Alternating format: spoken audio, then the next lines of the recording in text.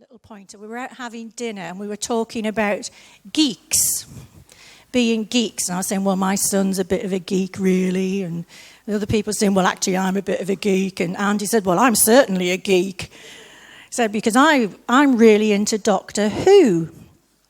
I don't know if you know people from abroad. Doctor Who is a fantastic science fiction programme that we have on the telly, and it's just iconic now in Britain. It's been going since I was a child. It's been going for years and years. And Andy said if it wasn't for being a geek about Doctor Who, he said, I wouldn't have been doing what I'm doing to do with crop circles.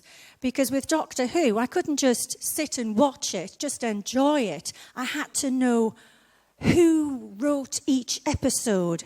How did those aliens develop? Why did the Daleks start out the way that they did and then morph into what they became? And he had to know every single detail about it. He had to know the truth. And so when he discovered crop circles, again, it was the same thing. He couldn't let it go. He had to know all the details. He had to explore it in microscopic detail. And again, it was about wanting to know the truth. And what has happened now for Andy over these years is that theme of truth has become even bigger.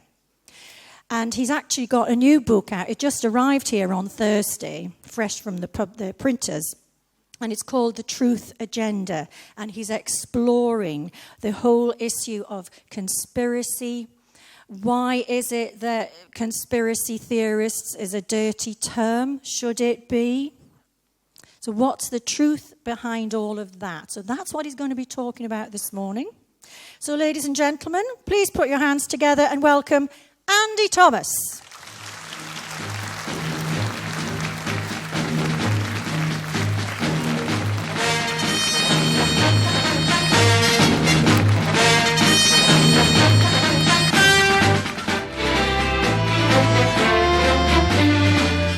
We've got the wrong music, haven't we? It should have been Doctor Who. We got Thunderbirds. Sorry about that.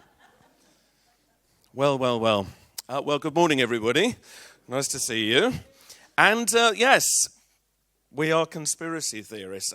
I do have to make a confession, really. I'm going to come out truly now. Well, I've just been outed as a Doctor Who fan, which in itself is shameful enough, I realise. However, it is the time, I think, to finally admit that I am a conspiracy theorist. And you see, when you read the newspapers or you see the television and you hear people talking about conspiracy theory, this is how we're always portrayed. Now, some people don't really understand the significance of the tinfoil hat, but you see, there was a school of thought a little while back that if you had a tinfoil hat, the aliens couldn't read your mind, number one. Number two, the government couldn't mind control you. Because there is a theory that if you're wearing tinfoil around your head, it will repel any dodgy sort of rays that they're trying to send into you. So the fact is, I have never in my life yet met anybody who's worn one of these. And yet, when we see the TV and you hear them talking about conspiracy theorists, this is how we're marked down. Isn't that amazing? And this is something that needs seriously dealing with, because the truth is, I actually wouldn't walk around usually wearing this, unless there was a real need to, and I'd forgotten the umbrella or something, right? Okay. So, this is a lie, okay? The tinfoil hat is a way of distracting from issues that are really important. And by trivialising conspiracy theorists, what they do is remove debates that should be had. But the problem that we've got at the moment is that the fact is that we are, and I say we, generically, I would say most of us in this room, the fact that we've even turned up to an event like this, there is a little part of us that is a conspiracy theorist.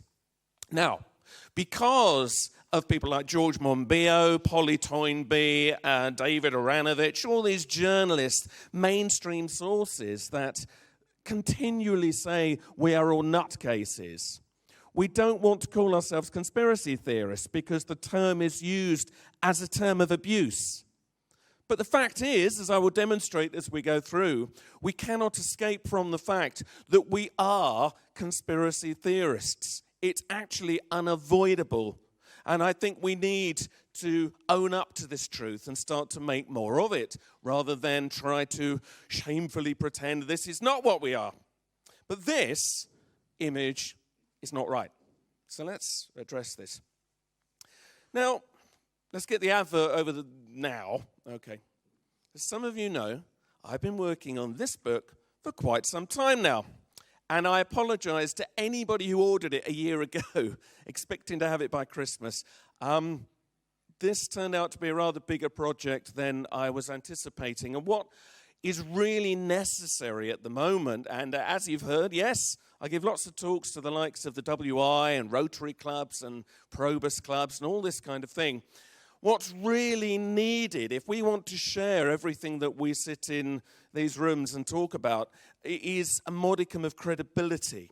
And part of the problem is that giving people an overview of all the kind of links between unexplained mysteries, global cover-ups, the whole business with 2012, explaining that simply is not easy if people are new to it. So the task I set myself was to see, can I make this subject sort of palatable, understandable? Can I give an overview that makes a case that might actually be easily understood and is accessible, and equally makes a case through evidence? Because there is evidence for what people are discussing. Not necessarily proof, because proof and evidence are two different things, but there is evidence. That is why we will spend 3 days in a room like this talking about this stuff. We're not here to write fairy tales. And this is really important. So the truth agenda finally is out. And it's not for me to judge whether it's any good or not, but the idea was to try to give a really good, accessible overview so that if anybody says to you, what the hell did you do with your weekend? You just hand them that and say, well, look, read that. And hopefully at the other end of that, whether they agree or disagree with it all is neither here nor there, they will at least realize that there is a debate to be had. And this is the crucial thing, hence the book. Now, at the other end of the spectrum, however, just recently we had the publication of this book here, Voodoo Histories, by David Renovage. Now, Renovage, see there, looking somewhat like David Shaler, oddly. Or should we say Davina Shaler, whatever. Anyway, David Renovage is a well-known journalist, and because of this, he gets a lot of coverage. And he's been promoting this book, which exists basically to debunk conspiracy theories. It takes each famous conspiracy theory and demolishes it in turn. And that would be fine if the arguments that he was making were sound, but they're not. And it's the usual traditional media dismissal of all the debates that we're trying to have. It addresses none of the key evidence. For instance, if you were to read the jacket, it tells you, if you've ever had a conversation about why we never went to the moon, this book will see you right, and effectively say what a load of rubbish that is. As Marcus Allen first pointed out, you open the book and there's maybe 2 paragraphs about that.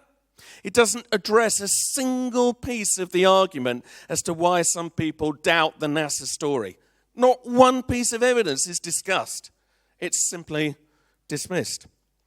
Worse, and this is a massive problem that we have today, its main contention is that conspiracy theory is essentially A, far right, and B, anti-Semitic. That is a lie. And this is something that is being used to close down lines of inquiry which are fully legitimate.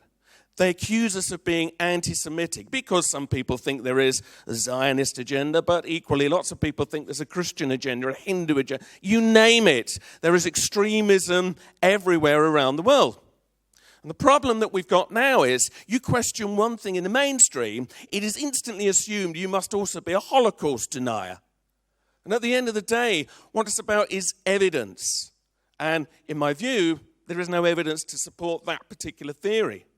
But we are placed in the position of being demonstrated to be extremists by the likes of this book. It is a total misrepresentation of what it is that people are trying to discuss. Now, it's going to be slightly a greatest hits talk, this, because after a while you realise the same themes arise again and again. But there's also quite a lot of new people here this year. This is just a good demonstration. Some of you will remember this. And I opened the book with this story. The One Show is, of course, a prime-time BBC One bit of viewing. And it's on pretty much every weekday at 7 o'clock. And a couple of years back, Marcus and myself and John Wickham, a UFO investigator, were invited to go on to discuss why people still believe in conspiracy theories. And the verdict of the Princess Diana inquest had just come out saying, surprise, surprise, there was no conspiracy. So we actually filmed a very good discussion, and it was certainly 2 hours long, and they took us to a nice hotel, and we sat there and we chatted with Kelvin Mackenzie, who's now a TV presenter, once the editor of The Sun, that bastion of truth. And I have to say, Mackenzie was actually perfectly affable and reasonable. That's the thing, is that we had a very good discussion. But when we finally turned on the television, how much of that discussion remained? As some of you will remember, less than 30 seconds. And it was just sound bites and nothing more. And in fact, John got to say nothing. He didn't even get to say a single word. So this is how things are dealt with. When they cut back to the studio, they were happy to spend 5 or 6 minutes rubbishing us, but they weren't happy to give us 5 minutes to actually put any case at all. And this is what happens again and again and again. But the view of the tinfoil hat wearing conspiracy theorists, this is how we're portrayed. And let's briefly look at, well, okay, there is extremism in every line of inquiry. You're always going to get some people who will feel that, that they need to make a splash, they need to be very theatrical. Not that I would ever do something like that. But you know what I mean, is that some people make arguments without thinking them through. And that's been the bane of trying to make conspiracy theory credible, is that some people sound off without checking their facts. And you should never do that. And there will always be an argument. You can check your facts, and somebody else will still come along and challenge every fact that you give, but at least you're giving evidence. And what I tried to do when I was writing the book was make sure there were references, that there was a mainstream reference somewhere to whatever debate I was discussing, because this is important. But when you don't do that, of course, you can be attacked very, very quickly. So some of that goes on. Some people do live in fear that the aliens are going to read their minds, but these people are in a minority. The majority of you good people here, and the kind of people that would turn up to events like this, are actually fairly sensible human beings. And what I find when I go around giving lectures to groups that wouldn't normally listen to this kind of thing, if you can demonstrate something with some degree of credibility and put it forward reasonably rationally without the tinfoil hat, it will make a difference. And what I find surprising again and again and again is that people will very quickly say, yeah, you've got a point there. Or, well, I don't agree with everything, but actually, yes, I had thought that myself. The mainstream view, the consensus reality that we kid ourselves that surrounds us, would have you believe that only freaks think like this. Actually, when you start to talk to people, a large amount of people are questioning what is going on in their world. And things like the MP's expenses scandal have really brought that to the fore. You had the banking crisis. You had the MP's expenses. It's exposed suddenly that the kind of cozy world of order and safety that people thought they lived in isn't real. And in a very mainstream way, that layer has been peeled off, and suddenly people are realizing, God, yeah, I thought my pension was safe. I thought my money was safe. I thought I could trust these people running the country. Now, they know that they can't. They're beginning to want to look further at other layers beneath and are becoming more open to discussing alternative views, as Ian may say. And it's about time too. But the thing is, let's sort of go to the other end of the view here. Here are some genuine conspiracy theorists. Just look at a few real conspiracy theorists and we'll see whether they fit the stereotype. So just taking as one example, for instance, the 9/11 Truth Campaign. Now, has there been a conspiracy theory in recent times that has gained as much attention and credibility as this? And the answer is probably not. And the reason it's had so much support is that the evidence that the official story of 9/11 has still not yet been told is so overwhelming on every level that you cannot deny that there's something not quite right with the official account, even if you only question it very, very slightly. But the fact is, some people are pulling it apart and finding errors, finding misrepresentations and plain lies about what happened at every single level. And these three people have been key. They're not the only ones, of course. But, for instance, David Ray Griffin that we see here is one of the most credible questioners of the official account. I personally find it impossible to read anything he's written and dismiss it all. And it's interesting how mainstream critics of the likes of Griffin find it quite hard to really get him on anything. So what they do with Griffin is they describe him as, it's conspiracy guru, David Ray Griffin. And that word guru instantly is enough to transmit to anybody who doesn't know what's going on that, he's not really anybody of any credibility, nobody to be taken seriously. He's there for his ego, okay? And yet, they very rarely challenge actual evidence that he's discovered. Griffin was a Christian theologian, or is, I should say, a Christian theologian, very respected in the United States of America, and he has a track record of really getting to the nub of something. And this guy has very strong Christian values. And one of the positive things about strong Christian values is that you want to get to the truth of what's going on. This person here is Stephen Jones. And Dr. Stephen Jones is a physicist, and he put his job on the line, and in the end, I think, had to take early retirement from his professorship at the university that he worked in the States. He started to look at the collapse of the towers on 9/11 and said, this just cannot make sense in the normal laws of physics unless another force had been introduced, i.e. explosives or something to make fire burn hotter. And he was one of the first people to suggest that the substance thermite may have been introduced into the towers, which, cutting a long story short, will make things burn much, much hotter.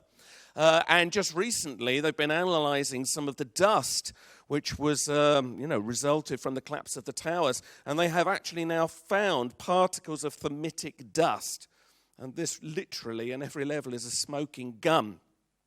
So there is physics to say that what happened on 9/11 is not reliable. This is Richard Gage. This guy is an architect. He's founded Architects and Engineers for 9/11 Truth. People that know how buildings are made. They know what might make a building fall down. And he makes a very credible case that you simply would not see a collapse in the way that we do if this was just falling down due to fire and impact damage. Again, he says it is clear that something else has been introduced to make sure the towers come down with full spectacle. And of course, as we know, Building 7 was never even hit by an aeroplane and still came down like a house of cards.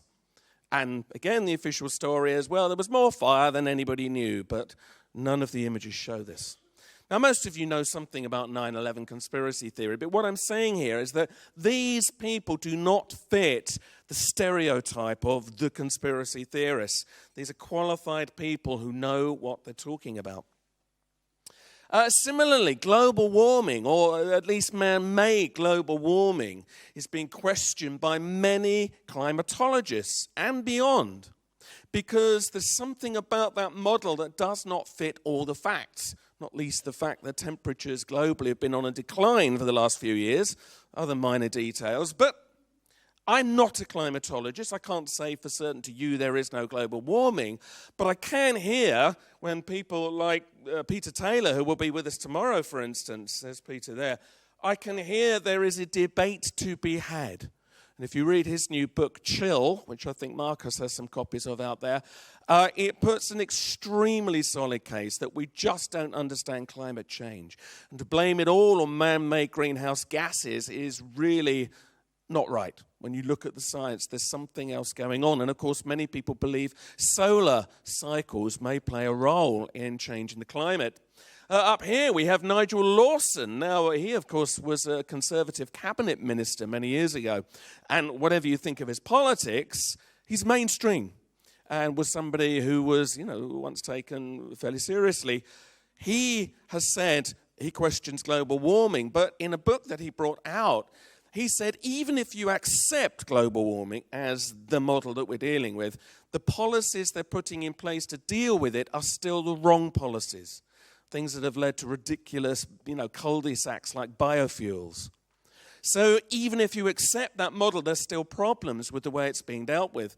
And for anybody who came to the Alternative View conference in Heathrow a few months ago, you would have seen David Bellamy, the TV naturalist, talking about this. And Bellamy was vilified by the media for saying that he didn't accept man-made global warming was the cause of climate change. And, he saw himself tumble from a very high position in the media. But he stands by his belief. So here's 3 more people that you can say are not wearing tinfoil hats. Last year, you will remember we had Robert Verkerk here. There he is. Just one of several people who is trying to alert attention to the implications of the Codex Alimentarius food safety body, which is, of course, connected to the World Health Organization. And if you came to the Alternative View conference, you would have seen Scott Tipps give an alarmingly convincing performance, which basically outlines the evidence that if the Codex Alimentarius gets its way, all the natural health supplements, the high-dose vitamins, all the things we take for granted that we can walk into a health food store today and buy will be removed, probably within the next 3 years. Because somebody has declared that these things could be potentially dangerous. They could harm us. And to protect us, they'd better put big restrictions on. And those restrictions, of course, mean that the amount of high-dose vitamins you will buy, you won't be able to call them high-dose, will be so small you'd have to stuff whole bottles down your neck to make any difference. But there'll be a restriction on what bottles you can buy. If you follow what they're saying through to the letter, things like garlic and mint, if advertised as being for beneficial purposes, they will be classified as drugs, which then will have to go through clinical trials that no small company will be able to afford. And at the other end of the spectrum, what they're doing is also allowing, for instance, if you have an organic product, you will be able to include more non-organic components in it than we currently can, and still brand it organic, but of course it makes it not really organic. Similarly, it's opening the door to genetically modified foods. I mean, what is extraordinary here is that these are the same people, well, not these two here, but Codex Alimentarius, that are quite happy to say that aspartame, the killer sweetener, is good for you. So that's all right. And yet, you won't be able to go out and buy something that seems innocuous. So there's something not right here. What is astonishing is, I don't believe there's a single provable death by anybody taking most of the products they're targeting. And yet, and this is a figure that I discovered when I was researching the book, astonishingly, do you know what the biggest killer of people is in the world? Particularly, look at the American data. Absolutely. Conventional medicine kills more people every year than anything else in the world. In an average year in the United States, taking their figures, 180,000 people die per year of either taking the wrong medication or from side effects of the medication they should be taking. 180,000. Can you imagine if that was coming about from any other cause? There'd be an absolutely massive outcry. And yet I don't hear anybody trying to control doctors, you know? And yet, natural health, well, that's got to go, because maybe one person could get very ill. So this, is what we're up against. So the point is, however, there is evidence here. There is evidence these people are not the stereotypical conspiracy theorist. Now, the interesting thing is, though, I mean, despite conspiracy theory being portrayed as something essentially laughable, there is a power to it. And that power of conspiracy theory is recognized by quite high-up people, shall we say.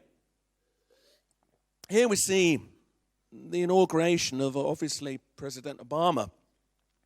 And I'm not going to go into any detail here about the arguments over, whether Obama's a good guy or a bad guy.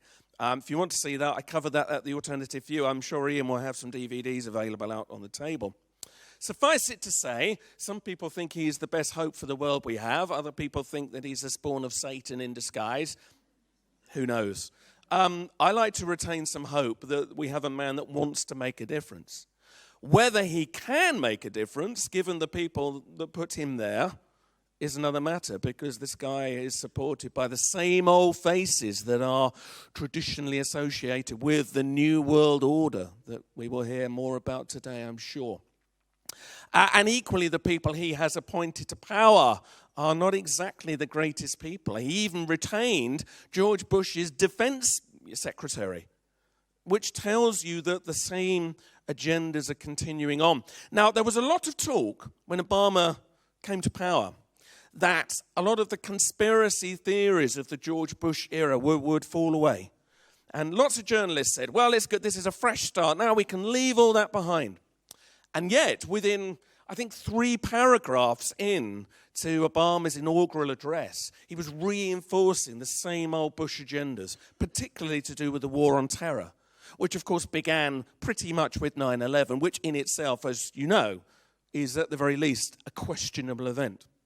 So, therefore, the old conspiracy theories, or the never let us tolerate outrageous conspiracy theories, as George Bush said, well, we should tolerate them because they're there and they need looking at. But those outrageous conspiracy theories can still carry on because the new administration is carrying on many of the same old policies. And if anything, for instance, the war in Afghanistan has been stepped up.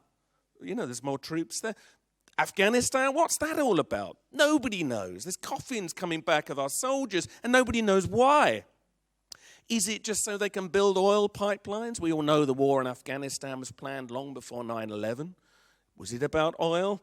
Is it that they want to maintain the opium trade? I mean, it is an irony, isn't it, that the opium production in Afghanistan has soared since they sent troops in, whereas it was actually on the decline before we went in. So there's something weird going on there. We don't know the half of it, and many people are dying horribly on all sides for a cause that we don't even understand.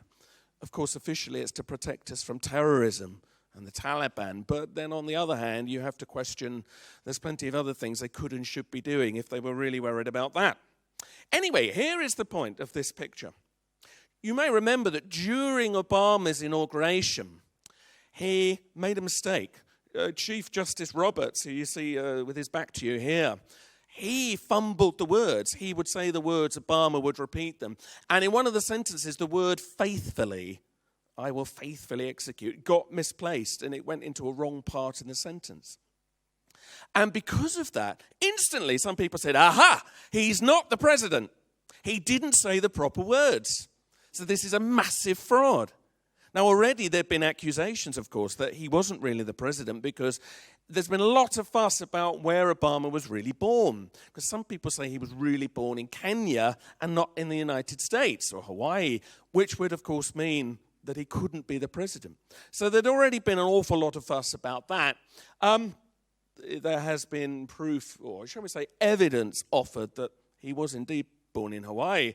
But the point is that he was very sensitive to conspiracy theories. So, hearing that people were instantly saying, he didn't say the right inaugural words, realizing this, he retook the oath the next day. Okay? Now, they didn't do that right either, because he retook the oath in the Oval Office secretly. They didn't film it. So what does that prove? I mean, did they even really retake it, or did they just tell us they retook it, But what was interesting was the reason he said he retook the oath was to try to stop conspiracy theories. Think about that.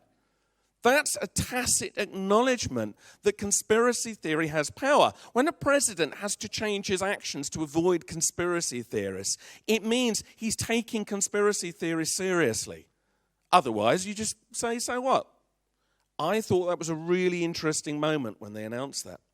And this acknowledgement of official acknowledgement of the existence of conspiracy theories is something we've seen a lot of recently.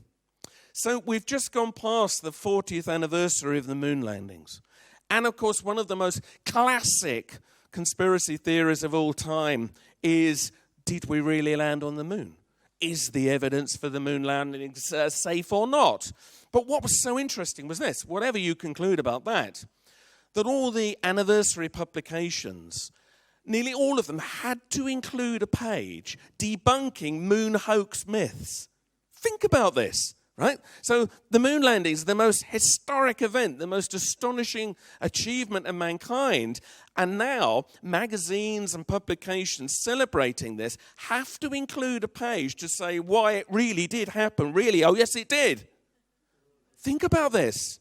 It's amazing that now the conspiracy theories are so rife about the moon landings that they have to counter it. But of course, as ever, if you read the way they counter it, they never address the key issues.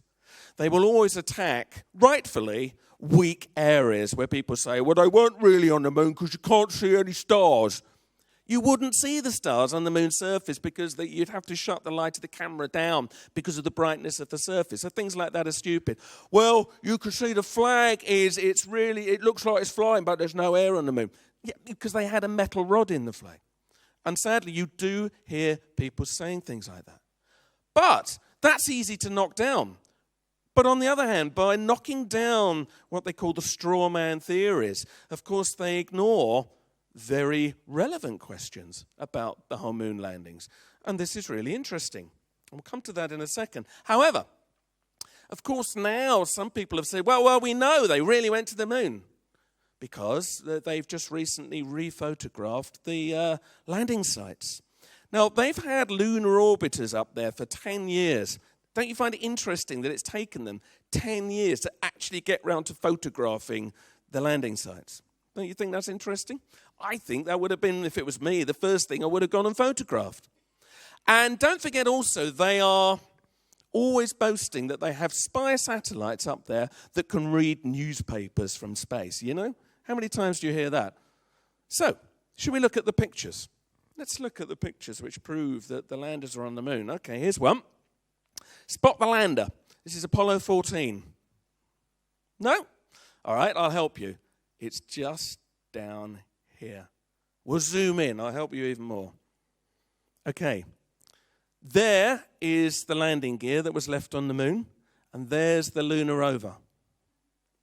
Now, they photographed all the sites, and you can see little scuffy marks and stuff. The thing is, I've just lied to you. Okay? I knocked up this picture in Photoshop in about 5 minutes. This isn't a real picture. I just did it as a joke. Just to see if I could make a picture that was as convincing as the real ones. Do you want to see a real one? Here we go. Here's the real one. Good, isn't it? This is Apollo 11. Now, I'm not saying they aren't real, because maybe they are real, but I'm just saying that these pictures that they claim prove we went to the moon are going to do nothing of the sort. They are not going to end the conspiracy theories because they've had many, many years in which to have people working with photo editing that could, if it wanted to, recreate shots like this in certainly an hour. I mean, I took 5 minutes. And if you didn't know, you probably would have thought it was real. Want to see another one? Here's the real Apollo 14. It's great, isn't it? So there it is. And you can see there's some marks where they've scuffed across, and there's a little bit of equipment there. NASA very helpfully have zoomed in here. Now, and it may be real, because, I don't know, I wasn't on the moon. But the point is, this will not end the arguments. It's not good enough. And given that they claim they can read newspapers from space, don't you think they could have got in a bit closer than that? It's a bit fishy.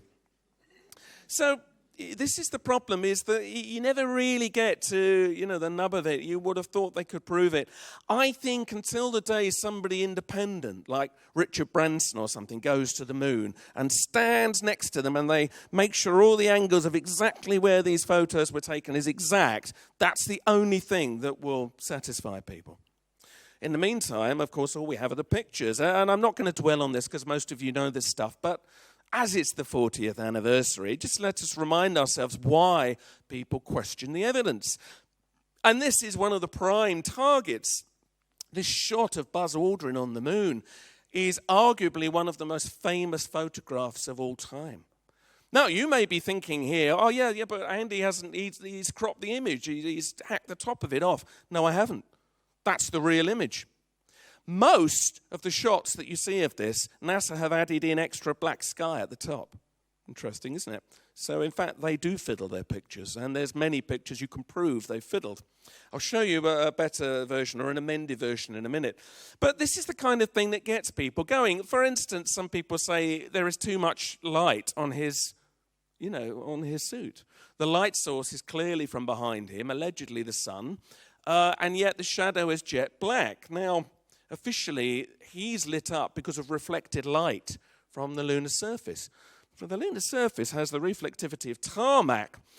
And the thing is, to raise the camera exposure to get that much light on him would surely reveal details in the shadow on the ground, and yet it's jet black. And this is true of many, many of the lunar pictures. Now, there's lots of explanations. It's reflected light. Light scatters differently in a vacuum. All of this kind of thing is always put about. And yet there's one thing, never have they managed to explain or address. They always ignore this. And that is, if you look closely, there is a bright spot of light here. Now, this is allegedly sunlight, and you can see the light falls off into almost darkness in the distance and almost darkness in the foreground. If we adjust the contrast, here's a contrast-adjusted version. You see even more clearly what's going on here. That is a light source that's been put down very specifically just to the right of Aldrin, or to his left.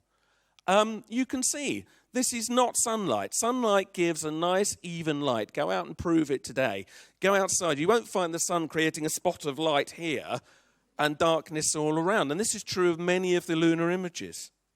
So this clearly is artificial lighting, which would be fine if they said they took artificial lighting. But the thing is, they say that they didn't. And this is the point. I'm not here to bang on about whether we went to the moon or not. I hope that we did. But the evidence which purports to say that we did is questionable.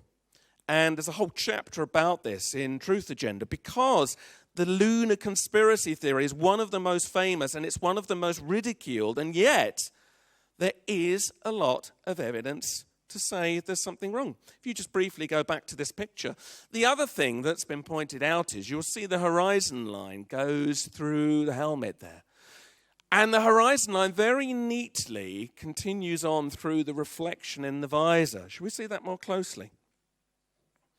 Now, the thing is, let's go back. You can't keep the crop circles out, can you? The thing is, here we can see Neil Armstrong taking the photo. He's got a camera strapped to his chest, so this must have been taken at chest height. And yet, you can see from how much of the backpack you can see from where the horizon is, this was taken at least head height, probably slightly higher. Anybody can go and work this out. Now, the official explanation for this is, well, the terrain was uneven, so, one was down here, one was up here. But you can prove that's not true. By looking at the shadows, you can examine this in high-quality images. They landed the lander somewhere which is totally flat. You can see that's not the case here. So the horizon line suggests that this picture was not taken by Neil Armstrong. It was taken by somebody else. And, of course, the argument is that these are studio portraits purporting to be on the moon. Maybe because they couldn't retrieve the films, maybe because what they found on the moon wasn't palatable to show. We don't know. Go and find out more. Go and speak to Marcus, who I'm sure will happily tell you more about the moon landings. But the point is here that when people ridicule lunar conspiracy, they are missing the point that people don't just believe this stuff for the hell of it. There is an argument to be had. I thought we should include a crop circle here. What a bumpy year it's been for crop circles. Now, whether you like all of them or not is another matter. How many of them you think are man-made or not man-made is entirely your choice. The fact is there's a significant proportion of crop formations that you can't really explain in the man-made theory. But the point I want to make here is that the people on the more sort of love and light end of things, right, they don't like conspiracy theory being brought into crop circles. Even though crop circles is one of the biggest conspiracy theories ever, because most people will go on about the fact there's been so much debunking over the years. I mean, one of the most famous conspiracy theories of all time is Doug and Dave. One of the most publicized conspiracy theories of all time was when these two retired gentlemen came forward in 1991 and claimed that they had made all of the crop circles with a bit of wood and a piece of string. Bearing in mind they said they'd been doing them for 13 years. Well, there's photos going back to the 1930s, records going back to the 1600s, so they were very young when they started. However, what I'm saying is that conspiracy theory is rife in every area of interest, and unexplained mysteries are full of conspiracy theory, but people don't want to call it that. This is a conspiracy theory because a lot of people think this story and other debunks that we've had since was put out to diffuse interest in what was really going on. And when George Wingfield, a researcher of the time, tried to track down the press agency that put this story out, the mysterious MBF services, it didn't exist. There was no MBF services, and the only phone number he ever got turned out to be the phone number of a company that had connections to MI5. Isn't that interesting? So don't say that crop circles are free of conspiracy theory. They're not. And a lot of people think the conspiracy is to make us think they're all man-made, which has, of course, been very successful. Bear in mind, some people still think Doug and Dave make all the crop circles.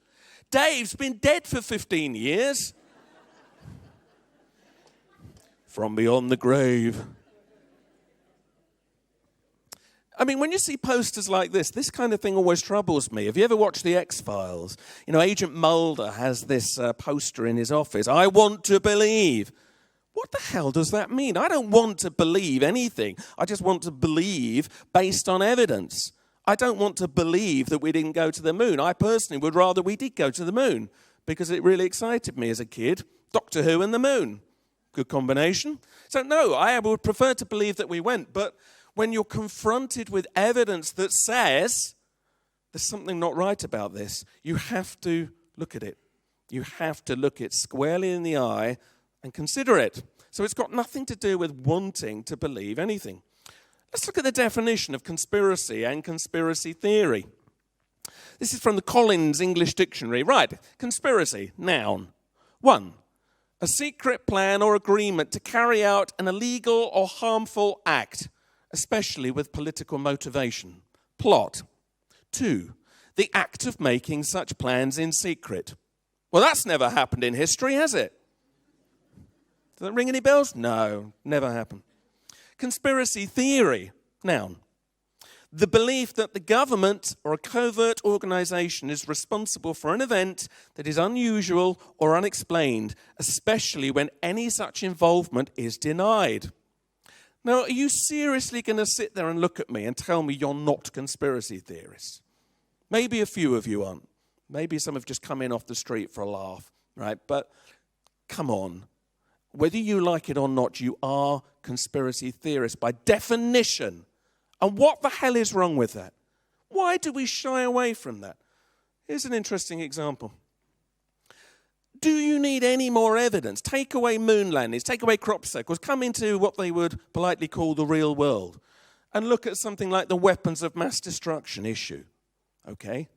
We all know we went to war on false pretenses, even before it became obvious there were no weapons of mass destruction.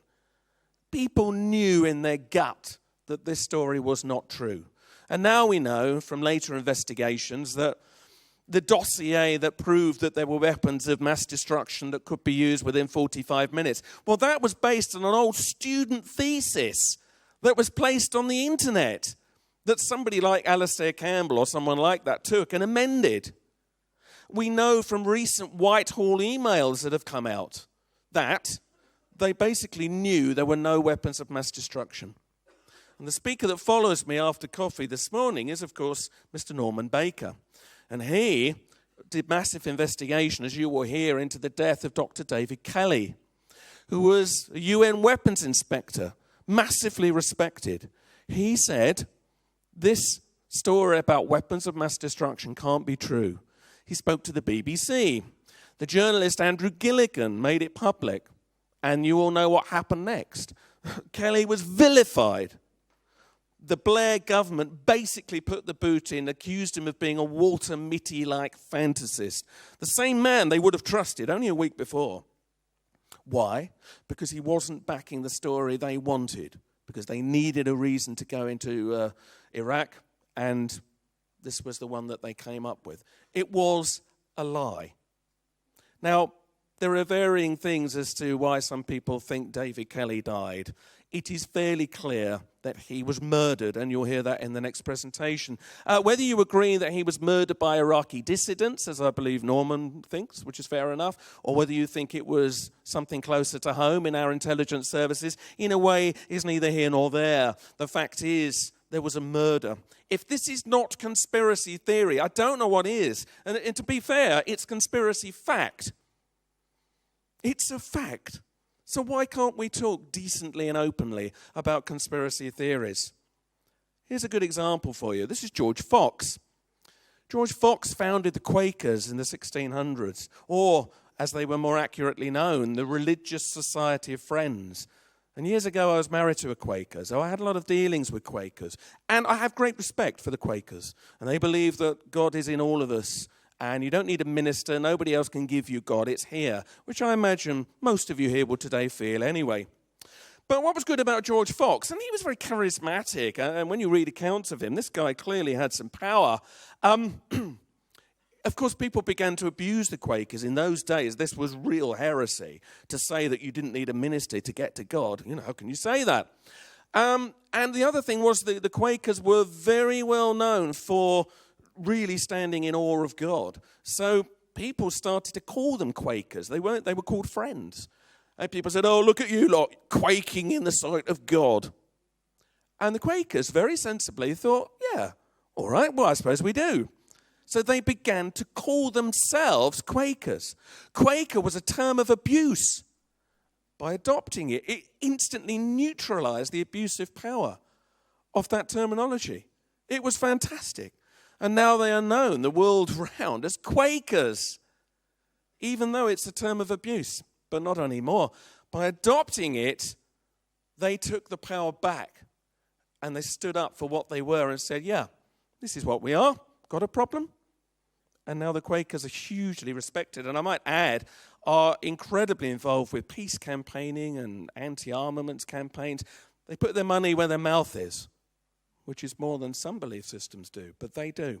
So maybe it's time to say we are conspiracy theorists and get on with it. I must show this montage every year. You don't need me to say anything more about the fact we're living in a control agenda. And Ian is going to surely cover this at some length later on. There's control, there's fear, we've got ID cards, microchipping. The global warming thing is being used to scare the living daylights out of us and control us. It's health and safety, it's political correctness. We are being controlled, squeezed. And as somebody said yesterday, I think it was Brian Garish, it's almost as if we're being actively pushed into rebelling. And of course, when we do rebel, that's when they'll be able to crush us with even more draconian measures. A lot of people believe that the reason the control agenda has kicked in is because the authorities themselves are very aware of the 2012 prophecies. And it's very clear that governments of the world have very keen occult knowledge. There's no way really that this can be denied. They will certainly be aware of any possibility of a huge global event, whether it be cosmological or spiritual or both, affecting us. And they will want to make absolutely sure that if anything upsets the natural order of things, they will want to stay in control. They will want to be at the top, which is maybe why they are having to implement the regime of control that we're seeing today. Because even if this is imagination, they can't take the chance of something really huge happening. So they've got to make sure that we are neatly corralled. And Truth Agenda explores that in more detail. So here's the thing. We are being built up to rebel. And have you noticed how often you've heard in the news recently mainstream politicians talking about riots? Anyone notice that? The possibility of rioting. Hazel Blears said it first, most publicly, in April, just before she was exposed as one of the biggest abusers of the MP's expenses thing. And more recently, David Cameron has been talking about there will be riots on the streets. And it's almost as if they're seeding the idea. Riots. It's like yesterday, it's a kind of neuro-linguistic programming thing. It's like, oh yes, riots. And it seeps into the culture. The G20 protests in the summer. You will have seen how much coverage initially was given to this event where a bunch of thugs smashed in the window of a bank. And this picture is very telling. Very few people were violent at the G20 protests. Can you see the journalist there? Look, photographing them. Everybody stands back and watches it happen. The police also stood back and watched it happen and did nothing. Why? Because it's great. It seeds this thing. Oh, right, yes, unrest. Almost as if they want this, because then they can justify crushing us even more and saying it's for our own protection, for civil order. And what I think is interesting is this didn't really work because then something went wrong. And here's the good thing about those who believe the New World Order, the Illuminati, the ruling elite, call them what you will, as all discussed at length in the book. Here's the thing. They are not infallible. And when a policeman pushed over a protester and that protester died, suddenly the newspapers were full of howls about police brutality. And this was taken off the front page and suddenly it turned. And I don't think things always go to plan. And I don't think that was expected, is my gut instinct on that. So be very careful because we are being built up for civil unrest. Anybody who heard Helen Seal's talk last year, you will know that astrologically it sounds like there's going to be massive polarization. And we'd better be ready for how we respond to it. And we'd better make sure we respond in the right way. And now we have swine flu, of course. And I'm not going to say much about this because I know Ian will cover this much better and at much greater length later on. So come and see Ian's talk later this afternoon. But clearly the swine flu outbreak, whether it be an outbreak of real swine flu or an outbreak of news stories, is being used hugely to control us and to create huge, massive fear. Okay? Now, before I say something more serious about it, if you are worried about swine flu, and I know some of you will have seen this before, but if you haven't and you are worried about swine flu, here's a very good piece of advice for you. Don't do that.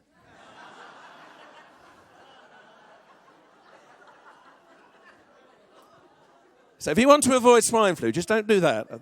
Step in the right direction. However, at the more serious end of things, of course, what everybody is now concerned about is mandatory vaccines. There's a lot of talk, and it may only be talk, but there's a worry that we may all be forced to take a swine flu vaccine. Now, I would contend that if that occurs, and as I say, Ian will say more on this later, if that occurs, what are you going to do?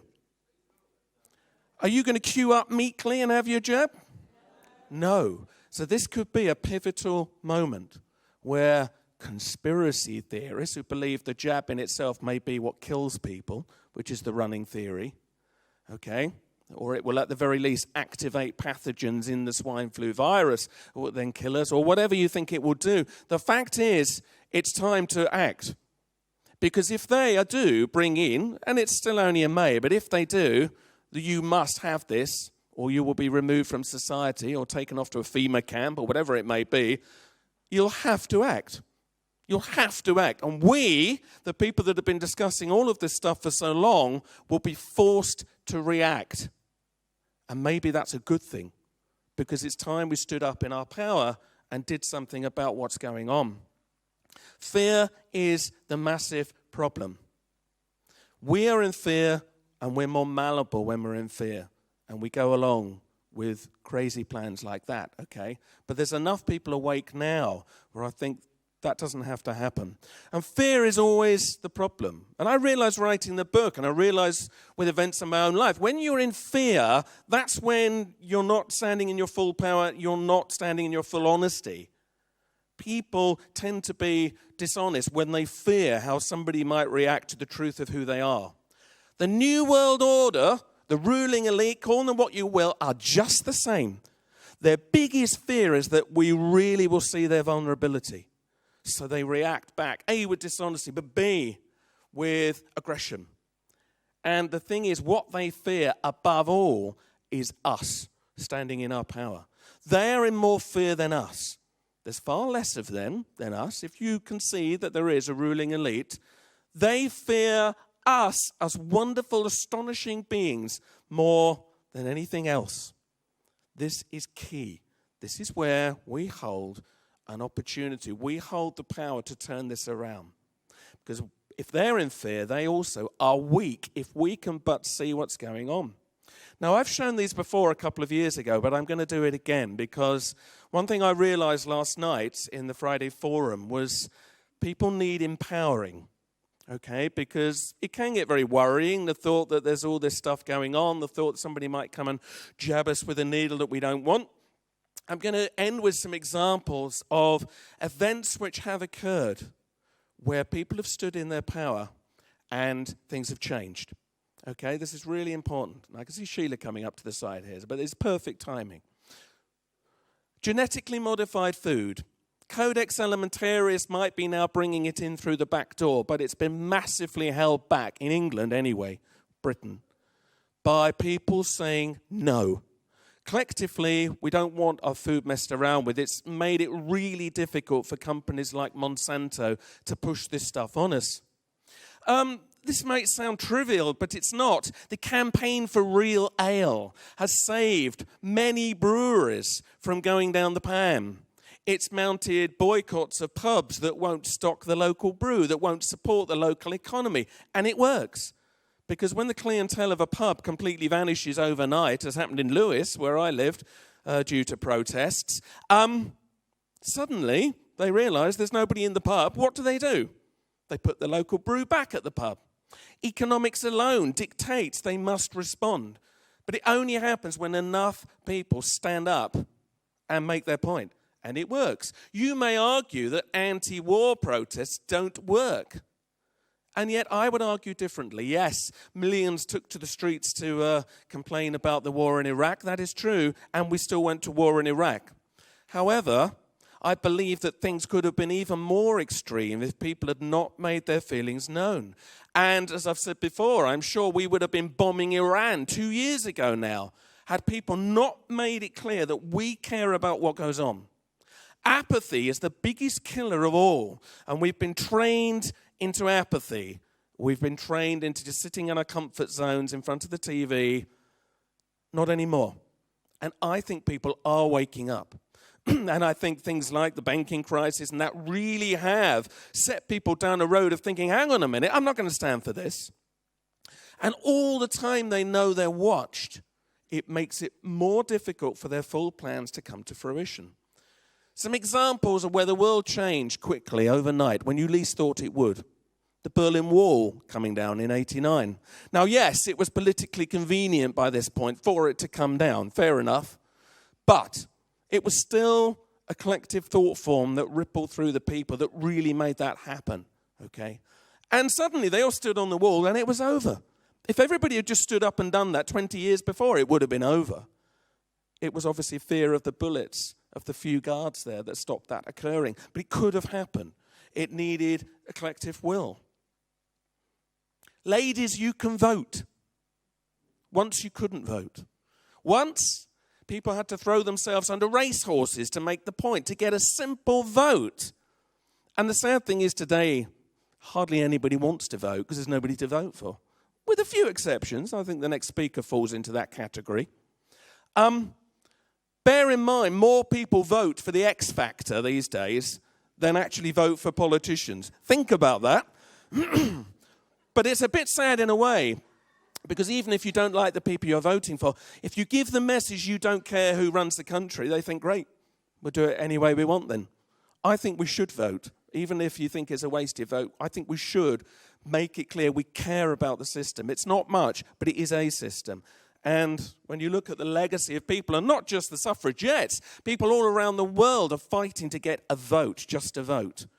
And it's very meaningful for them, and we shouldn't take this system we have too much for granted.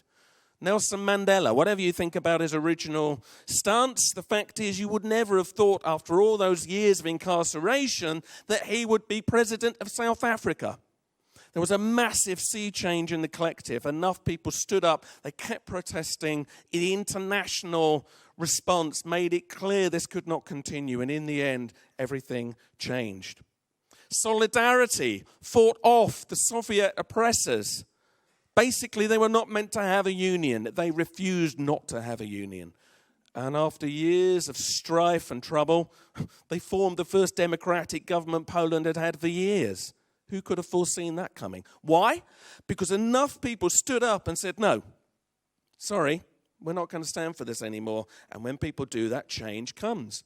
Live Aid sent a massive positive ripple through the collective consciousness, where a bunch of people thought the governments are not doing enough about world hunger, so we'll do it ourselves. And this was real one in the eye for the governments who looked pathetic suddenly. People took it into their own hands. You can be very cynical about charity concerts today, but the fact is, things like this show that we care and that we can do things. The Orange Revolution in the Ukraine in 2004, there was a clearly rigged election. Thousands took to the streets and would not go home until they decided to have the election again. And the tanks rolled in and rolled out again. Why? Because they stood their ground. It was non-violent, by the way. So important. It was a non-violent protest, and it worked. They've still got problems in the Ukraine, for sure. But it was a sign that when enough people show up, change comes. And this, I think, is still amazing. There are big, deep, emotive issues around the Northern Ireland problem. But the fact is, you would never have thought, even 10 years ago, even maybe 5 years before this occurred, that you would see Ian Paisley and Gerry Adams sitting at a table together, grinning. Never say that change can't come. Change can come. It just takes enough people to stand up in their power, even if 1 in 20 says, actually, I believe that there's something that needs looking at here. Actually, I really believe we can make a difference. And suddenly it ripples through the collective and change comes. And what is most important of all is to stand in our integrity personally and collectively. If you don't know what that is, find that integrity and become who you are and say, if you are one, I'm a conspiracy theorist. What about it? And the reason I'm a conspiracy theory is that there are lots of conspiracies to theorise over. And if anybody says to you, well, you're not conspiracy theorists, are you? Don't do the instant thing. Well, no, I wouldn't call myself a conspiracy. Don't do that. Say, yes, I am. And the reason I am is because I believe there's very good evidence that there's things going on that need looking at. And you watch that other person change. It's like, oh, remember the Quaker effect, all right? So I want a quick exercise here before I go. Try it. Go and voice it. I want you to say it, right? I'm a conspiracy theorist. 1, 2, 3. I'm a conspiracy theorist. Well, you can do better than that. Come on. 1, 2, 3. I'm a conspiracy theorist. And one more, just for the record. I'm a conspiracy theorist. Ladies and gentlemen, thank you very much.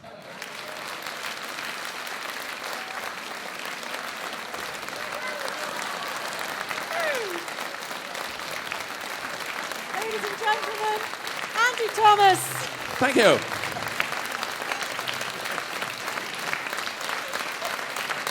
Thank you very much indeed.